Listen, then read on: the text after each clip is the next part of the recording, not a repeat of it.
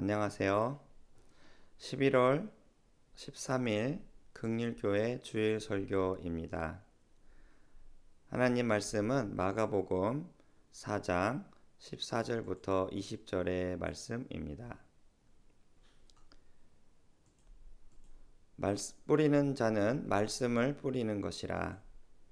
말씀이 길가에 뿌려졌다는 것은 이들을 가리킴이니 곧 말씀을 들었을 때에 사탄이 즉시 와서 그들에게 뿌려진 말씀을 빼앗는 것이요. 또 이와 같이 돌밭에 뿌려졌다는 것은 이들을 가리킴이니 곧 말씀을 들을 때 즉시 기쁨으로 받으나 그 속에 뿌리가 없어 잠깐 견디다가 말씀으로 인하여 환난이나 박해가 일어나는 때에는 곧 넘어지는 자요. 또 어떤 이는 가시떨기에 뿌려진 자니 이들은 말씀을 듣기는 하되 세상의 염려와 재물의 유혹과 기타 욕심이 들어와 말씀을 막아 결실하지 못하게 되는 자요. 좋은 땅에 뿌려졌다는 것은 그 말씀을 듣고 받아 30배나 60배나 100배의 결실을 하는 자니라. 아멘. 오늘은 말씀이 뿌려질 때라는 제목으로 하나님 말씀을 증거하겠습니다. 오늘 말씀은 우리가 잘 아는 말씀입니다. 길가에 뿌려진 씨, 돌밭에 뿌려진 씨, 가시떨기에 뿌려진 씨, 좋은 땅에 뿌려진 씨에 대한 이야기가 나옵니다. 우리가 예상할 수 있듯이 길가, 돌밭, 가시떨기는 씨가 뿌리내려 온전히 열매 맺을 수 없는 상태이고 좋은 땅은 30배, 60배, 100배의 결실을 맺을 수 있는 상태입니다. 그래서 우리가 이 비유의 이야기를 들을 때면 하나님 말씀을 내가 온전히 잘 받아들여서 내 삶 속에서 잘 실천해 봐야지 하며 말씀을 듣는 그 설교 시간에 정신을 차리고 하나님 말씀을 들으려고 합니다. 그 설교 시간에 내 의지와 결단에 따라서 자기 스스로 좋은 땅의 상태를 가꿀 수 있다고 믿는 것이죠. 그렇다면 내가 결심한 대로 좋은 땅이 될 수 있을까요? 과연 그럴까요? 그럴 수 없습니다.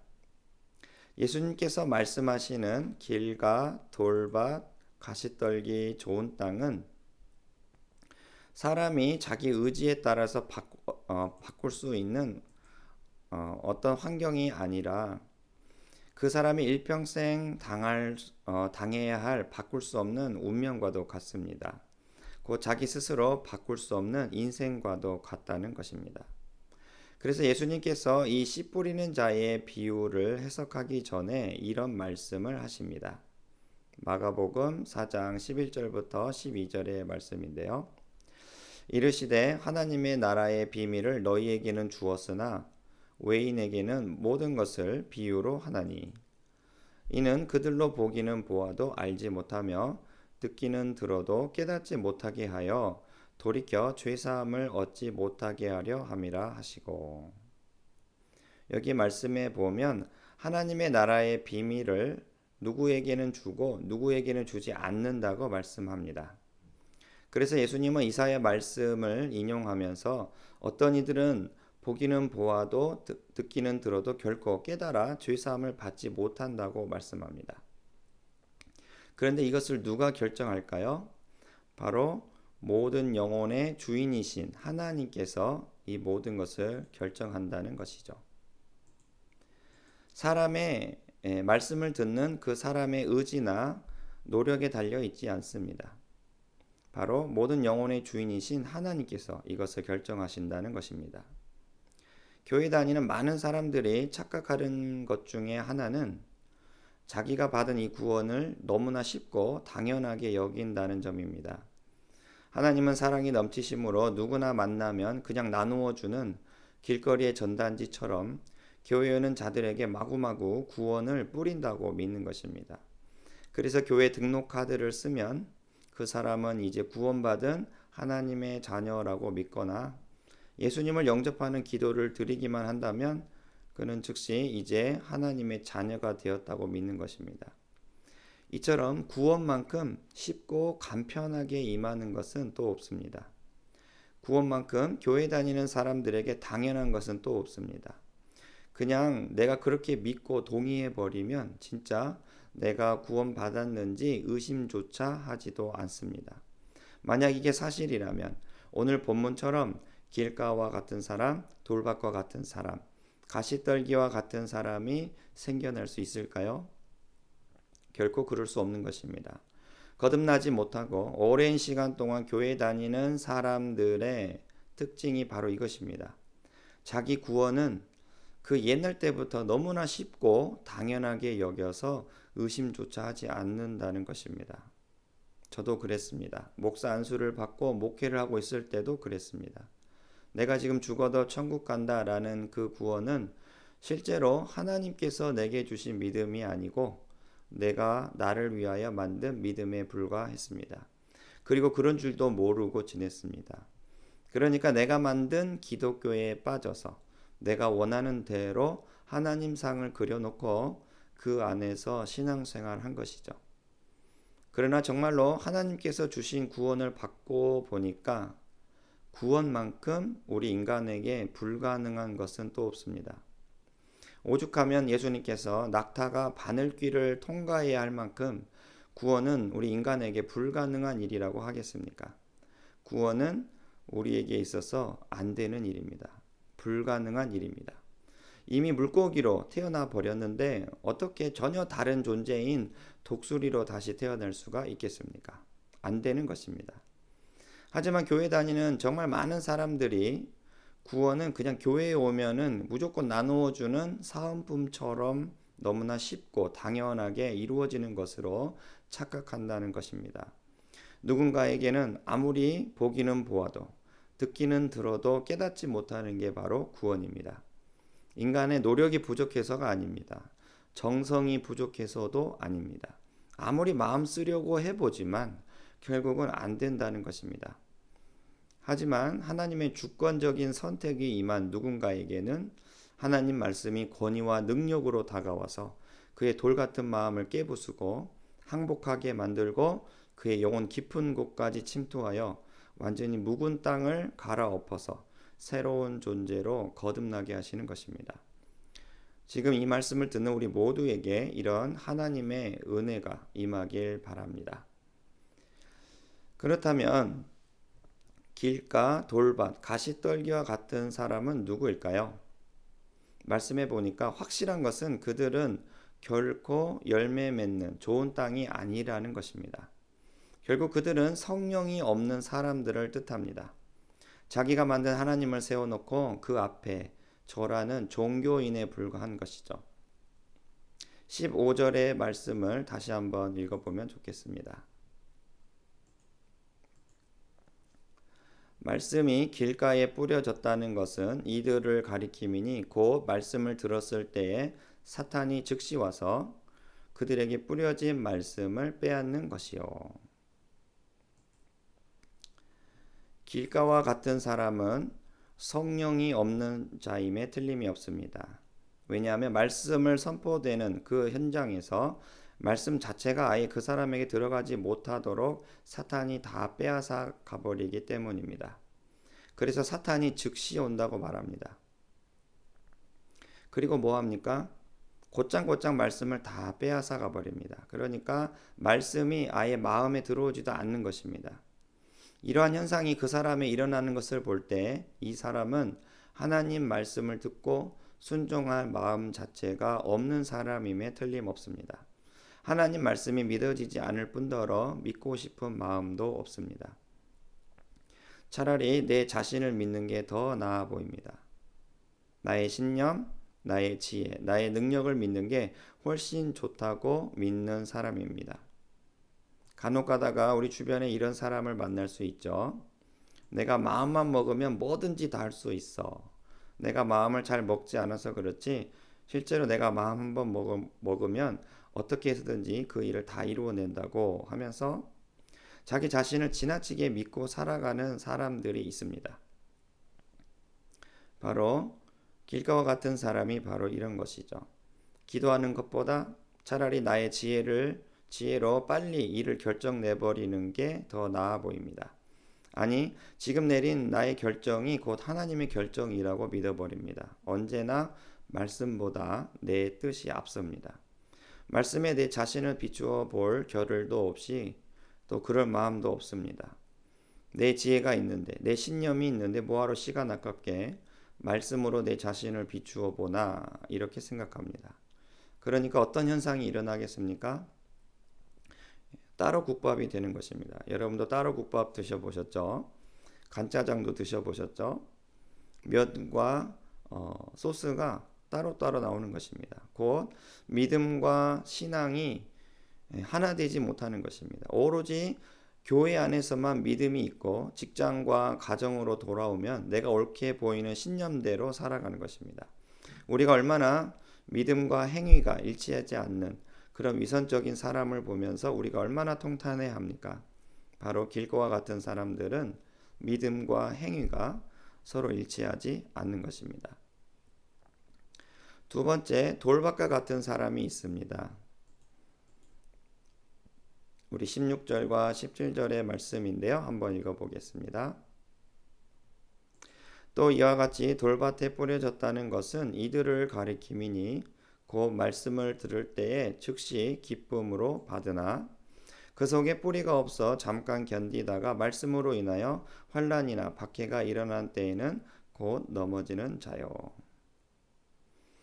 여기 말씀에 보니까 돌밭과 같은 사람은 하나님 말씀을 들을 때 기쁨으로 받는다고 말합니다. 그러니까 하나님의 말씀이 얼마나 좋은 것인지 이 사람은 잘 알고 있다라는 것입니다. 그래서 어쩌면 이 사람은 이 좋은 말씀을 가까이 하면서 살려고 애쓸지 모르겠습니다. 이 말씀이 얼마나 내게 큰 기쁨과 위로를 주는지 너무나 잘 알기 때문에 바로 하나님 말씀을 가까이 하려고 하는 것이죠. 말씀의 귀중함도 알고 말씀의 능력도 합니다. 그런데 이것을 책으로 봐서 아는 게 아니고 실제로 자기 삶에서 경험한 것입니다. 우리가 알다시피 경험으로 아는 사람은 당해내지 못합니다. 한번 경험해 버리면 이게 실제로 내게 일어나는 일이라는 것을 부정하지 못하기 때문에 그 어떤 방법을 통해서라도 그 사람의 가지고 있었던 신념을 바꿀 수 없는 것이죠. 경험으로 배우는 것보다 더 확실한 배움은 또 없습니다. 그래서 이 사람에게 말씀은 기쁨이요, 감사요, 평안입니다. 내 삶의 이정표와도 같습니다. 말씀이 임할 때 내 안에 솟구쳐 올라오는 평안은 이 세상의 그 모든 것을 다 가진 자처럼 큰 만족으로 다가오는 것입니다. 그런데 문제는 무엇일까요? 이 사람은 뿌리가 없다는 것입니다. 마태복음에 나오는 말씀처럼 반석이 아니고 모래 위에 지은 집이라는 것입니다. 자신이 한때 누렸던 말씀의 기쁨과 만족은 이제 사라져버리고 지난날의 기억이나 추억으로만 남습니다.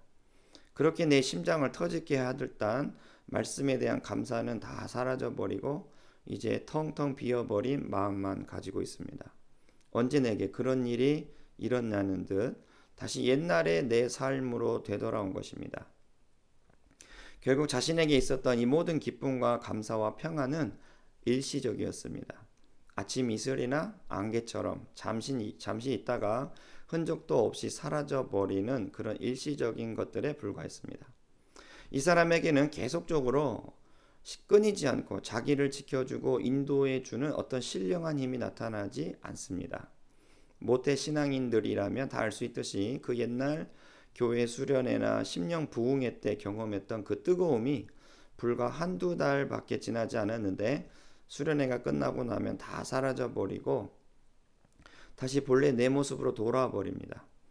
이처럼 허망합니다. 어딘가 신비스럽게 계속적으로 내 안에서 떠나지 않고 솟아올라오는 그런 신령한 힘이 없는 것입니다. 그러니까 어떻습니까? 고난이 다가오면 그냥 넘어집니다.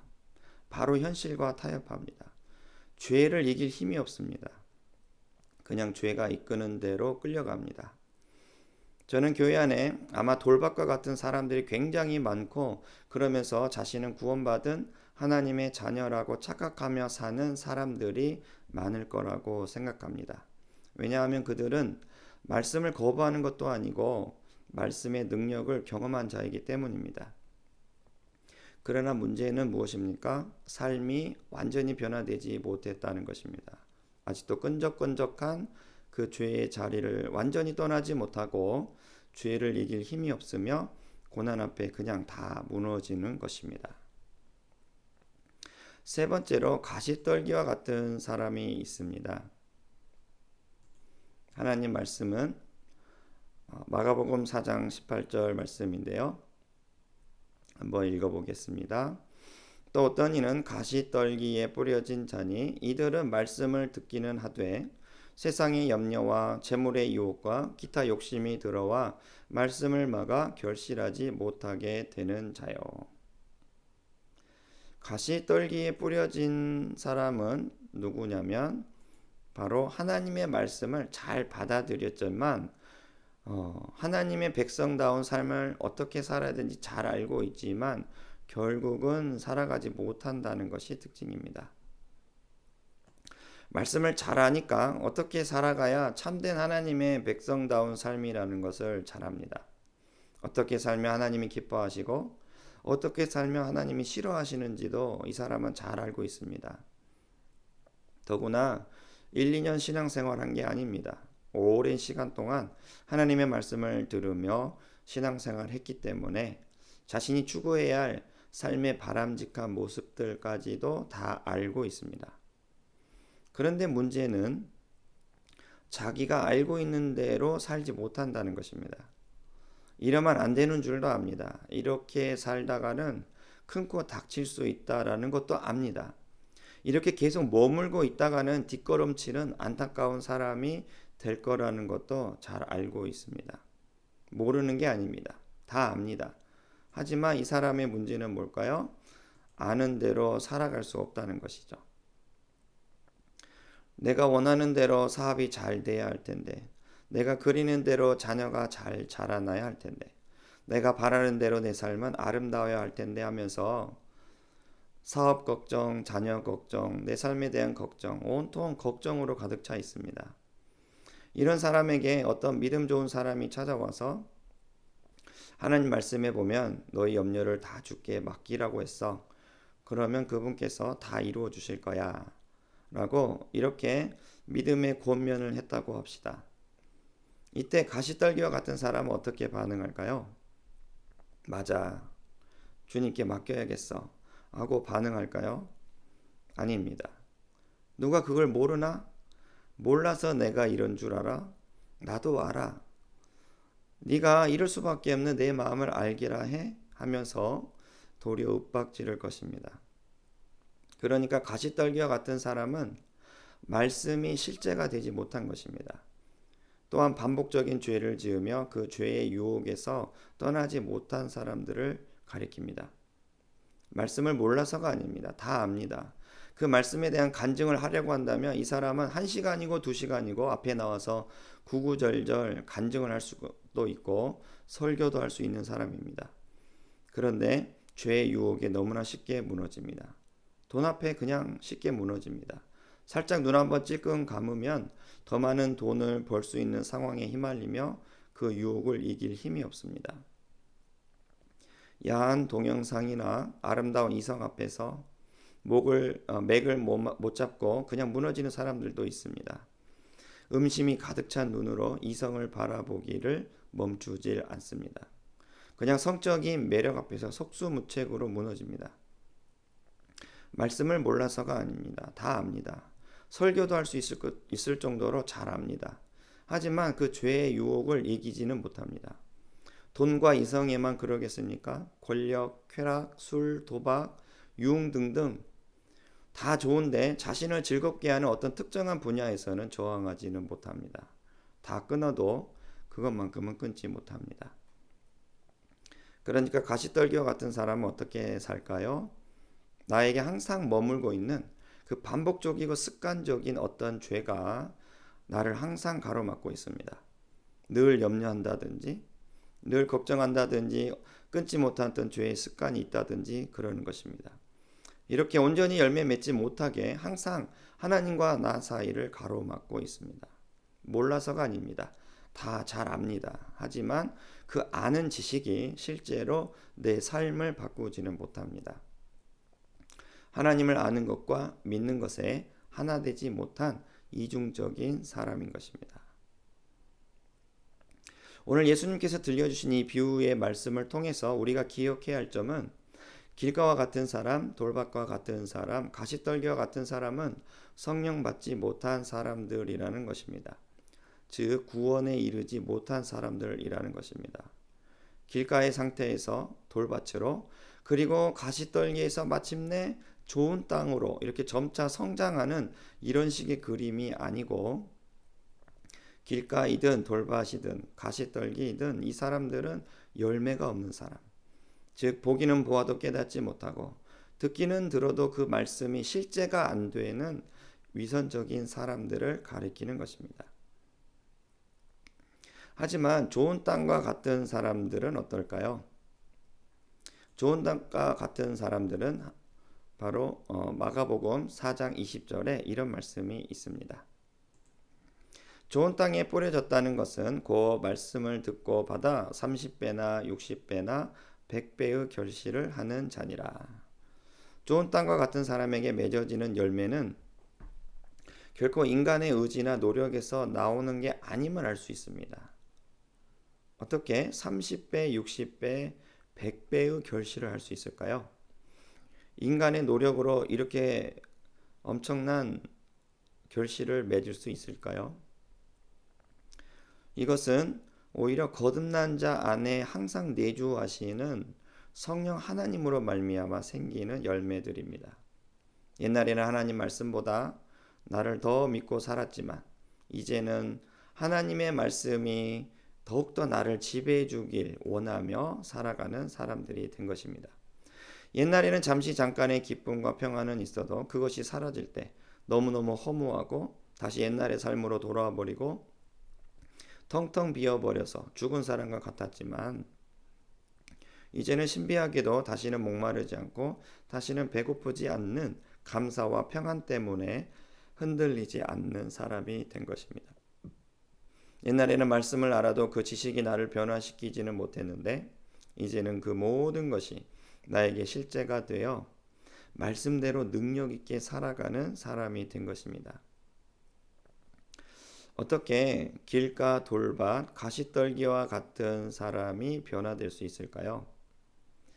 자기의 노력이나 의지 때문입니까? 아닙니다. 구원의 하나님께서 실제로 그 사람을 택하시고 자기 아들의 공로, 즉 예수 십자가의 능력을 은혜로 부으시고 이제는 성령님이 그 사람을 완전히 지배하는 자가 되었기 때문에 자연히 복음의 능력에서 나오는, 복음의 결과가 일으키는 그 열매들이 사람에게서 나오는 것이죠.